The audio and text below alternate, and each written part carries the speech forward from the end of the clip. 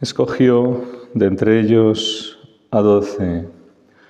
Aquí vemos en este pasaje la elección de los 12 apóstoles entre los discípulos. Después de pasar la noche orando a Dios, dice el texto, Cristo. Y entre estos están estos dos que hoy celebramos, San Simón, llamado el Celote, y San Judas Tadeo. No se sabe mucho de ellos, apenas hay un texto de una breve conversación en el Evangelio entre San Judas Tadeo y el Señor, pero ¿cómo sería su predicación? A pesar de que no sabemos mucho, algo podemos intuir. Para empezar, no pondrían otro fundamento sino el ya puesto, es decir, el Evangelio, lo que habían recibido del mismo Señor y que ellos como testigos fieles, transmisores fieles de aquellos hechos y de aquella enseñanza, pues transmitirían. Es decir, la fidelidad al Evangelio, la fidelidad al Maestro, a Cristo. En segundo lugar, en los Hechos de los Apóstoles podemos también tener una referencia.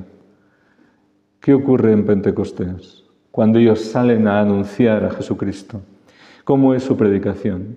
¿De qué hablan? ¿Y cómo hablan? Pues así sería su predicación.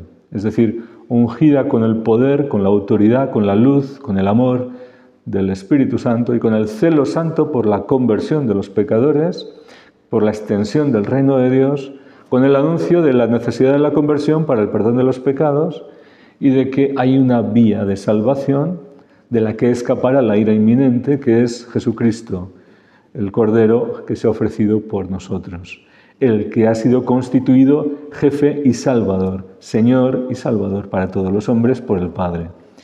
Este sería el centro de su anuncio, lógicamente, Cristo crucificado, Cristo resucitado, Cristo que ha de regresar como juez universal.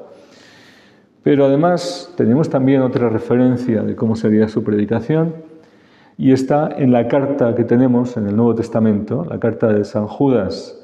Es decir, ahí está expresando, está transmitiendo una serie de asuntos, de temas que trata de conocimiento de Dios, de la realidad espiritual, de la realidad sobrenatural, que quiere que aquellos a los que Él está pastoreando conozcan, tengan en cuenta, estén advertidos. Entonces su predicación también tendría que ver con estos temas que en esa carta que se ha conservado y que está en el Nuevo Testamento se trata. Pero además de todo esto, yo creo que también su predicación tendría que ver con otra cosa, y es cómo fue el final de su vida. ¿Cómo fue el final de su vida? Pues murieron mártires. Según alguna tradición, ambos estaban evangelizando en Persia y allí sufrieron martirio. San Simón aserrado por el medio y San Judas primero con un hacha le cortaron las manos y después lo decapitaron. Puede que fuese así o no, no lo sabemos, pero en cualquier caso ambos murieron mártires. ¿Y esto qué tiene que ver con su predicación? Pues mucho, porque durante toda su vida siguieron a Cristo cargando la cruz, soportando la ignominia de ser cristianos y por tanto ser rechazados, perseguidos, sufrir por amor a los hombres a los que buscaban llevar la verdad, pero eso significa choque, combate contra los que se cierran a la verdad y al amor de Dios, a la salvación, contra los que persiguen a los que llevan el Evangelio de la paz, pero que sufre el reino de Dios violencia. Y por tanto, ellos no temieron, no se echaron atrás, no dulcificaron su mensaje para no entrar en choque con nadie, para no molestar a nadie, sino que anunciaron la verdad completa. Y esto le supuso persecución y finalmente martirio. A muerte, sí. Pero es que el mensaje no se puede transmitir de otra manera más que con fidelidad.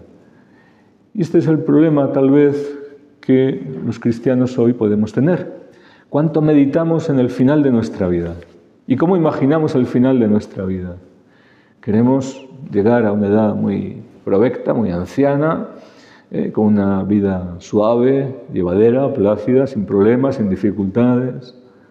Pues si imaginamos así al final de nuestra vida, seguramente que no tengamos mucho amor. Porque el que ama lo que quiere no es guardar su vida, sino entregarla. Lo que no quiere es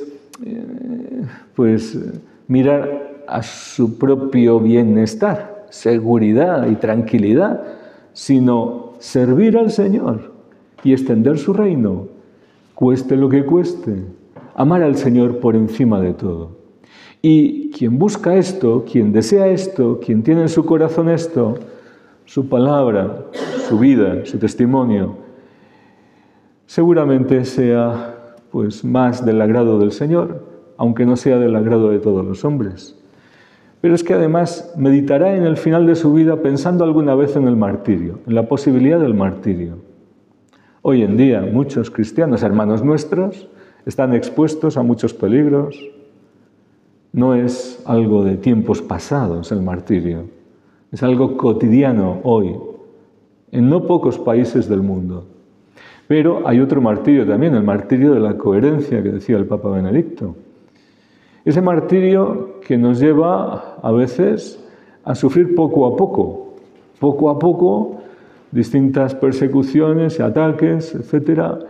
O, como decía Santiago Apóstol en su carta, que con la lengua también se puede matar, con la difamación, con la calumnia, y se sufre un martirio también de este modo. Pero si estamos dispuestos a sufrir con paciencia estas tribulaciones por ser fieles al Señor, a su Evangelio, al Espíritu Santo, a lo que se nos ha transmitido, que ahora tenemos el encargo también de conservar íntegro y transmitir por nuestra vez, pues entonces no tendremos miedo a perder nuestra vida, ni poco a poco ni de una vez. No tendremos miedo al martirio, sino que temeremos no ser fieles al Señor. Temeremos no hacer la voluntad de Dios, eso sí. Y no será el objetivo de nuestra vida guardarla sin problemas, sino entregarla. Entregarla con valentía y sin miedo, porque se la entregamos al Señor, no a nadie, al Señor. Y ahí está bien. El Señor, que es nuestro Dios, Dios de vivos y de muertos. Por tanto, en la muerte también seremos del Señor, y es para estar siempre con Él, para estar vivos con Él, ¿verdad? Pero si nos separamos de Él, a lo mejor ese final no es tan halagüeño. No tendremos tanta esperanza ni tanta seguridad en las promesas de Cristo, porque habremos puesto otro fundamento.